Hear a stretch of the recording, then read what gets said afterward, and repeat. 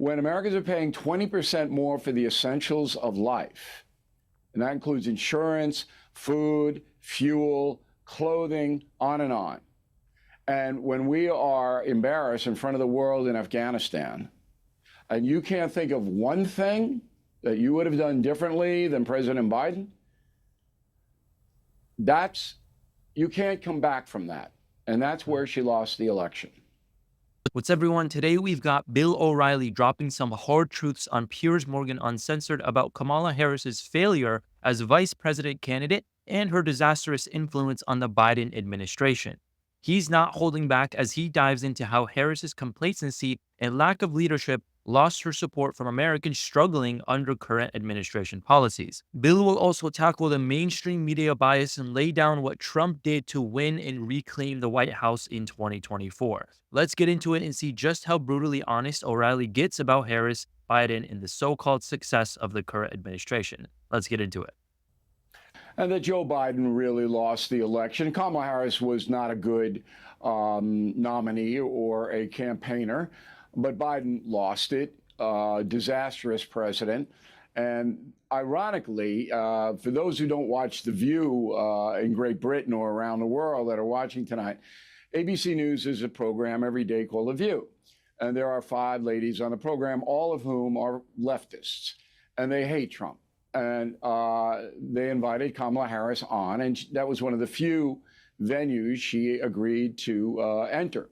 And in the process of telling the vice president how terrific she was, one of the ladies asked her a very simple question. Is there anything that the Biden administration has done that you would have not done? Here's where Kamala Harris completely crumbles. When confronted with a simple question, she stumbles saying she'd do everything just like Biden. Like seriously, that's a slap in the face to every American feeling the pinch of skyrocketing prices and witnessing the embarrassment in Afghanistan. She's acting like blind loyalty is more important than leadership. This isn't just poor judgment, it's a total disregard for accountability. And she goes, I can't think of anything.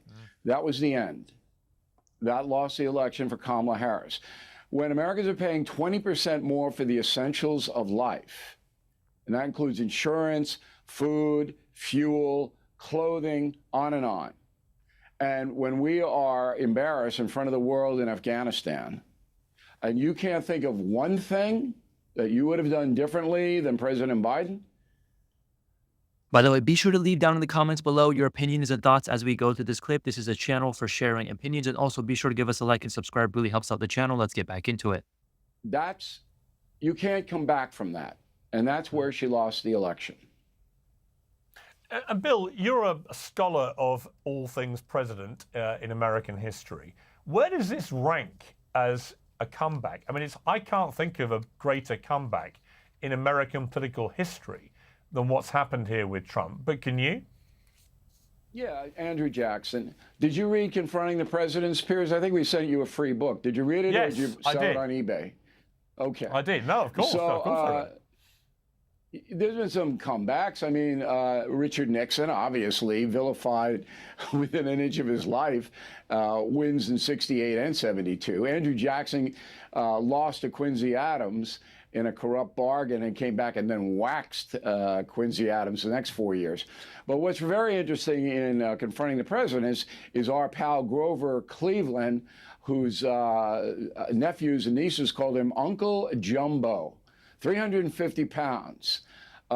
He was the only American president elected to non-consecutive terms, now joined by Donald Trump. And Cleveland's second term, that began in 1892, was a disaster.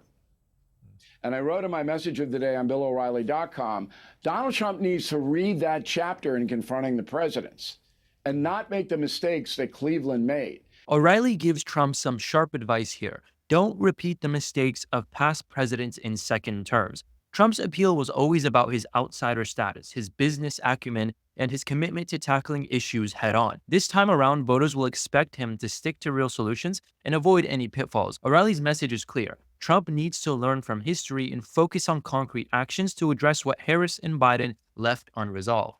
Because your second term is harder than your first term. It always is. And in America, the expectations for Donald Trump, particularly in the economic range, are enormous. And he has really got a lot of work to do. Because Americans essentially want, here's what, and people in England, I just got back from England. I was just there at Tottenham Stadium watching the Jets play the Vikings. And I had lived in England for a year as a student at University of London. What British people don't understand about Americans is that we're not ideological, most of us. We're not like the panel you just heard on Piers's program. Most Americans just want opportunity. That's why millions of people are trying to get in here. They don't want a big government telling them what to do. And when the opportunity shrinks, who's ever in charge, like Jimmy Carter from 76 to 80, is out. And Reagan was put in there, and it took Reagan 3 years. Now, he was shot and almost killed, so that it was a mitigating factor. It took Reagan almost 3 years to get out of the mess that Jimmy Carter got the country into, because Carter didn't understand macroeconomics. And Carter and Biden were very, very similar. Although Biden was so mentally diminished in the last 2 years in office, he didn't make any decisions, zero decisions. O'Reilly makes a brutal comparison here, putting Biden alongside one of the least effective presidents in recent history. The implication? Biden's leadership was weak, and his decisions, or lack thereof, directly impacted the American people. Harris's refusal to step up and challenge these decisions, or lack of decisions, revealed her own shortcomings as a leader. Americans were looking for a real change, and they saw it in Trump, not in an administration that looked increasingly incompetent and out of touch. The cabal around him told him what to do, and he did it. You know, running this country, because the most powerful country on earth by far, is a very complicated matter. And I know Donald Trump for 35 years. I know him better than anybody, I think, except his immediate family. And Trump is a deal maker. He's not a politician per se. He's not an ideologue. He makes deals. And in his first 4 years, the deals he made were good. And real wages went up more than 7%. And that is the truth. And every working American benefited from that. So then 4 years later, despite all of the controversy that Trump had, that was in their minds. Under Trump, it was better for me and my family. And that's why he won. All Americans are pretty much the same in the marketplace, despite what you hear.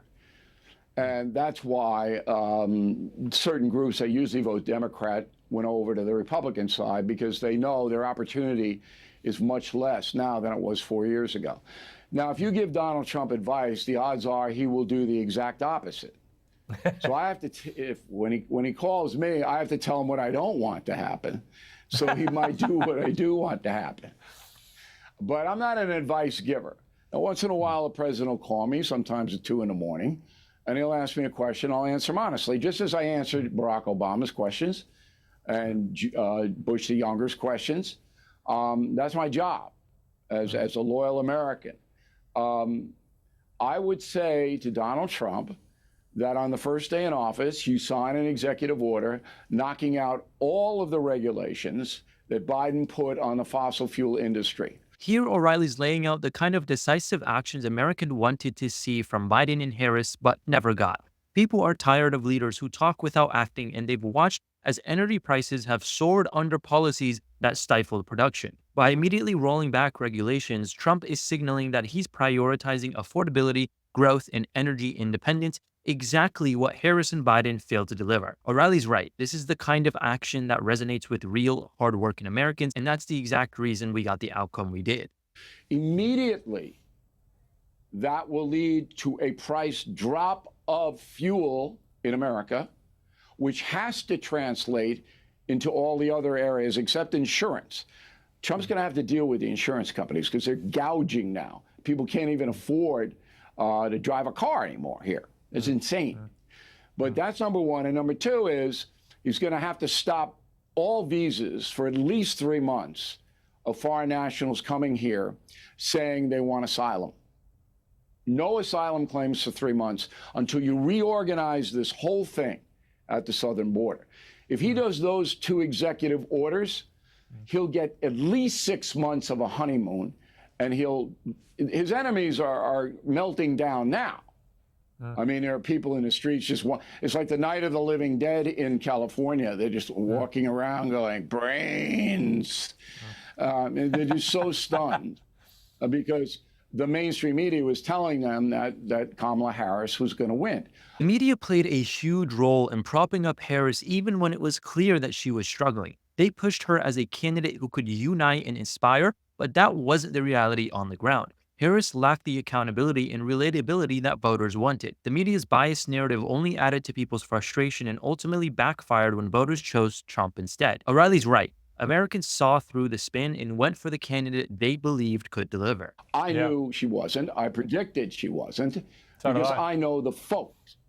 That separates me from the New York Times, Washington Post, and all the networks. O'Reilly delivers a scathing, unapologetic breakdown of why Kamala Harris's candidacy fell apart and how Biden's policies made voters lose trust. With inflation, a weak economy, and a lack of accountability, Americans felt that it was time for a different approach. This wasn't just a defeat for Harris and Biden, it was kind of a wake-up call for anyone ignoring the real issues people face every day. O'Reilly makes it clear that Trump's victory was as much of a rejection of the status quo as it was an endorsement of his agenda. Again, leave down in the comments below your opinions and thoughts. Be sure to give us a like and subscribe, and we'll see you guys in the next one.